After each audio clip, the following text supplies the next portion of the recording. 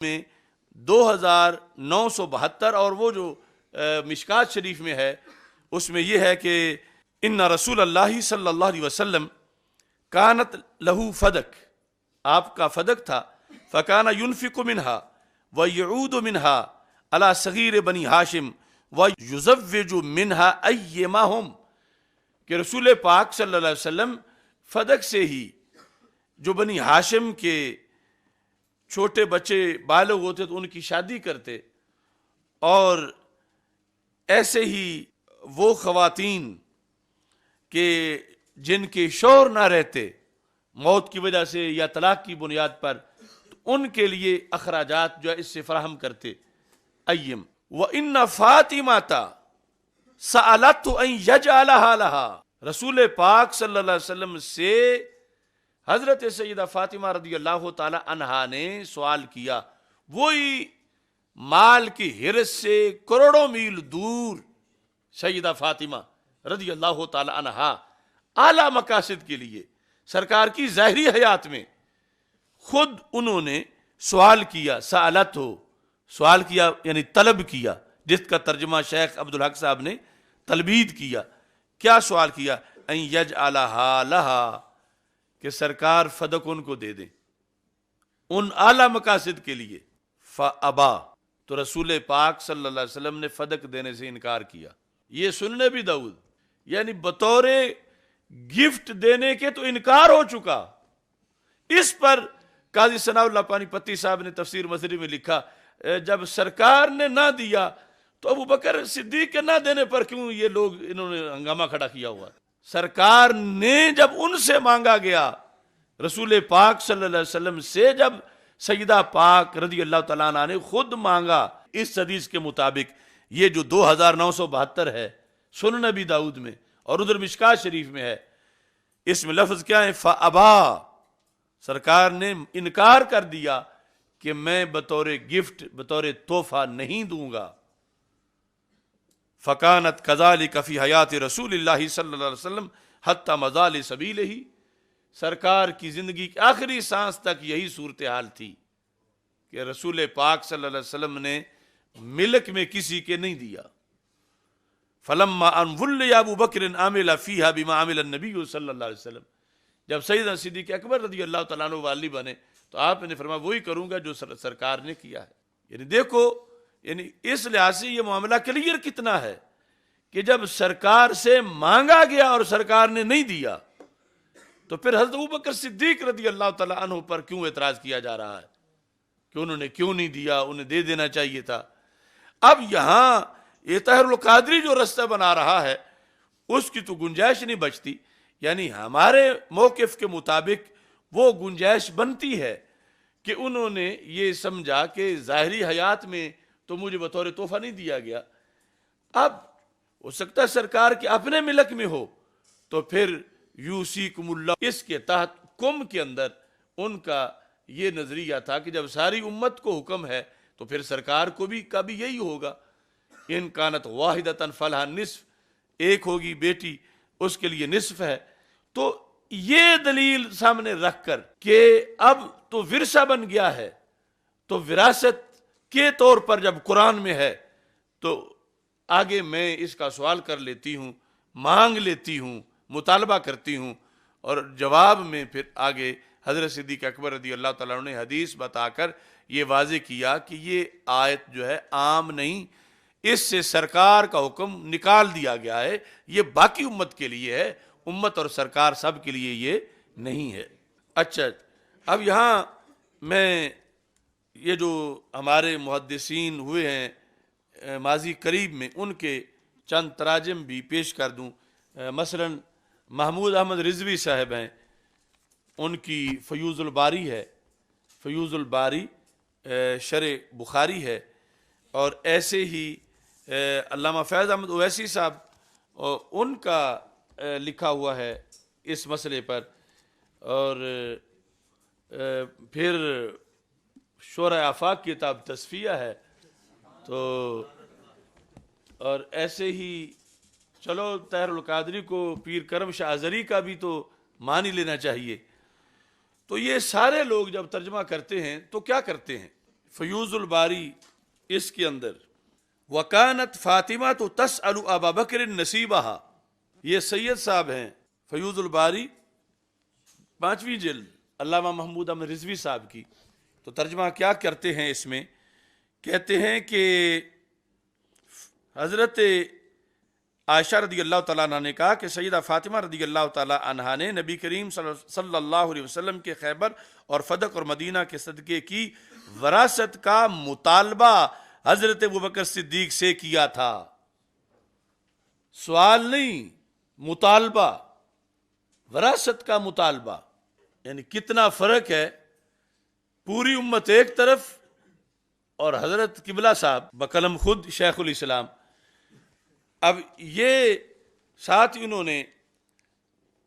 اس میں صفحہ نمبر 735 پہ لکھا، تو حضرت فاطمہ رضی اللہ تعالی عنہا نے میراث کا مطالبہ کیوں کیا تھا؟ میراث کا مطالبہ، تو اس کو جواب ہے کہ حضرت سیدہ فاطمہ نے اس آیت کے پیش نظر کیا تھا وَإِن كَانَتْ وَاحِدَةً فَلَهَا النِّصْفُ، اگر بیٹی ایک ہو تو اس کے لیے ترکہ کا نصف ہے. تو اس کا جواب یہ ہے کہ حضرت فاطمہ طیبہ طاہرہ رضی اللہ تعالیٰ عنہ نے یہ حدیث نہ سنی تھی اور ان کو یہ معلوم نہ تھا کہ کسی کو اپنے ترکہ کا وارث نہ بنانا یہ حضور نبی پاک صلی اللہ علیہ وسلم کی خصوصیت ہے. یہ جواب یعنی محمود احمد رضوی صاحب نے آگے نفس مسئلہ کے لحاظ سے بھی دیا. اور یہ بہرحال جو سوال کرنے والا مطلب نہیں تھا، ابھی ہم اس پہ ہی جا رہے ہیں، مطالبہ کیا، یہ بار بار اس کا انہوں نے تذکرہ کیا. ایسے ہی یہ ضیاء النبی ہے جلد نمبر 4، اس کے اندر ان عائشہ رضی اللہ تعالی عنہ ان فاطمہ رضی اللہ تعالی عنہ ارسلت الی ابی بکر تسألہ میراثا. تسألہ ترجمہ دیکھو، یعنی حضرت عائشہ رضی اللہ تعالی عنہ فرماتی ہیں کہ حضرت سیدہ فاطمہ رضی اللہ تعالی عنہ نے حضرت ابوبکر رضی اللہ تعالیٰ عنہ کے پاس آدمی بھیجا اور حضور کی میراث کا مطالبہ کیا. تسألو میراثہا، حضور پاک صلی اللہ علیہ وسلم کی میراث کا مطالبہ کیا. یہ نہیں کہ استفسار کیا کہ مالکانہ حق ہے یا واقفانہ ہے، یا یہ جو اس نے گردان بنائی ہوئی ہے ایسا. یہ پیر کرم شاہ الازہری نے اس کے ترجمے میں یہاں ایسے لکھا. چلو فیض احمد اویسی صاحب، آپ کی جو یہ کتاب ہے باغ فدق، تو اس کے اندر بھی اس کا ذکر ہے. ان عائشہ رضی اللہ تعالی عنہ ان فاطمہ رضی اللہ تعالی عنہ ابی بکر تسألہ میراثہا من النبی صلی اللہ علیہ وسلم. ترجمہ یعنی حضرت عائشہ صدیقہ فرماتی ہیں کہ حضرت سیدہ فاطمہ رضی اللہ تعالیٰ عنہ نے حضرت ابوبکر صدیق رضی اللہ تعالیٰ عنہ کے پاس آدمی بھیجا اور حضور صلی اللہ علیہ وسلم کی میراث کا مطالبہ کیا. تسألو میراثہا، یعنی آپ کو کوئی ملے گا ہی نہیں، چونکہ گنجائش ہی نہیں اس بات کی. جو یہ کر کے تو اس نے، یعنی میں جب ادھر جیل میں تھا اور پیچھے یہ دندناتے پھر رہے تھے سارے اس طرح کے مسٹنڈے اور کچے کر کے، دیکھو جی قبلہ نے کمال کر دیا ہے. تو یہ تو بھی میں نے 4 منٹ کا سنا ہے. اگر قبلہ یہی کمال کرتے رہے ہیں تو پھر تو بہت زیادہ وبال آیا ہوا ہے. اچھا جی، چلو تسویہ ما بین سنی و شیعہ. تو یہاں جو ہے وہ پیر صاحب نے اس میں کیا یہ لکھا کہ سیدہ پاک رضی اللہ تعالی عنہ استفسار کرنے گئی تھی. آپ فرماتے ہیں حضرت سیدنا پیر مہر علی شاہ صاحب رحمت اللہ علیہ، آپ فرماتے ہیں اس لیے ازواج مطہرات میں سے کسی نے بھی مطالبہ میراث نبوی پر اصرار نہیں کیا.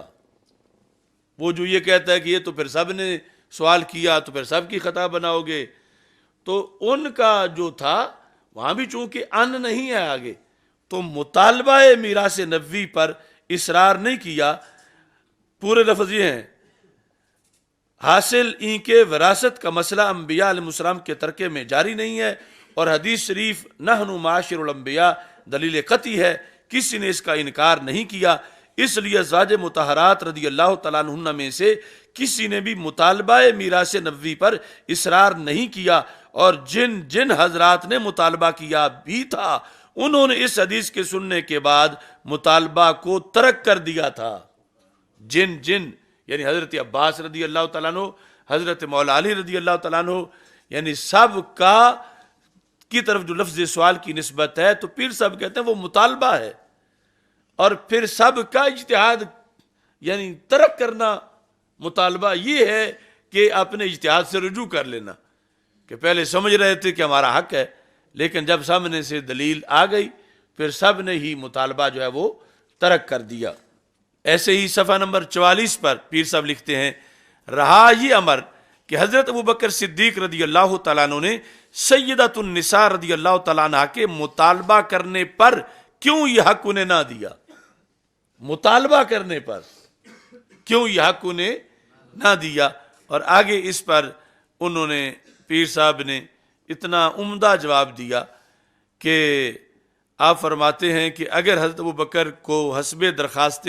سیدۃ النساء انہیں اس مال کا دے دینا جائز اور مباح بھی ہوتا تو بھی اس کے نہ دے جانے پر شکایت نہ تھی، کیونکہ سیدۃ النساء رضی اللہ تعالیٰ عنہ نے حضرت صلی اللہ علیہ وسلم سے ایک دفعہ ایک خادمہ کی درخواست کی، مگر آپ صلی اللہ علیہ وسلم نے یہ درخواست منظور نہ فرمائی اور بجائے اس کے خادمہ عطا فرمائے آپ نے تسبیحیں عطا تعلیم فرمائیں، جس طرح کہ صحیح بخاری مسلم میں بروایت سیدنا علی رضی اللہ تعالیٰ عنہ ہے. ایسے ہی اگر رسول اللہ صلی اللہ علیہ وسلم کا خلیفہ بھی تعمیل درخواست نہ کرے تو محل شکایت نہ ہوگا، چہ جائے کہ جب اس مال کا دے دینا شرعاً ناجائز ہو